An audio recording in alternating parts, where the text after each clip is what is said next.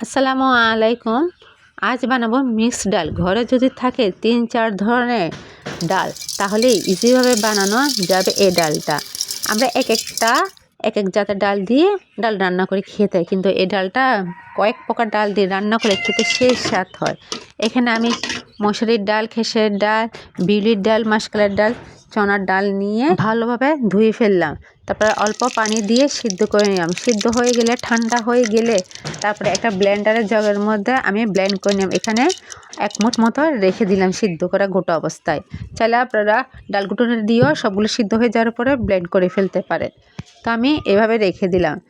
তারপরে অল্প পানি ব্লেন্ডারে দিয়ে, ঘন হয়ে গেছে তো, তাই একটু পাতলা করে পাতিলের মধ্যে ঢেলে দিলাম। আরও কিছু পানি এতে আমি অ্যাড করে নিলাম। তারপর দিয়ে দিলাম হলুদের গুঁড়ি সামান্য, ধনিয়ার গুঁড়ি দিয়ে দিলাম। তারপর টমেটো টুকরো দিলাম, কাঁচামরিচ দিলাম, খাল, এলাচ, তেজপাতা দিয়ে দিলাম। তারপর চুলায় জ্বালায় বসিয়ে দিলাম এই সব কিছু দিয়ে। এরপর বাগার দেওয়ার জন্য চুলার মধ্যে একটি কড়াই বসিয়ে দিলাম। তারপরে সরিষার তেল দিলাম। আপনারা চাইলে সয়াবিন তেলও দিতে পারেন, তাতে কোনো সমস্যা হবে না, টেস্টও হেরফের হবে না। তারপর দিয়ে দিলাম রসুন কুচি। রসুন কুচি একটু লালচে হয়ে গেলে তারপর দিয়ে দিলাম পেঁয়াজ কুচি। দিয়ে যখন ব্রাউন কালার হয়ে গিয়েছে তখন দিয়ে দিলাম ডালের মধ্যে ঢেলে স্বাদ মতো লবণও দিয়ে দেওয়া হলো এতে এক ফাঁকে।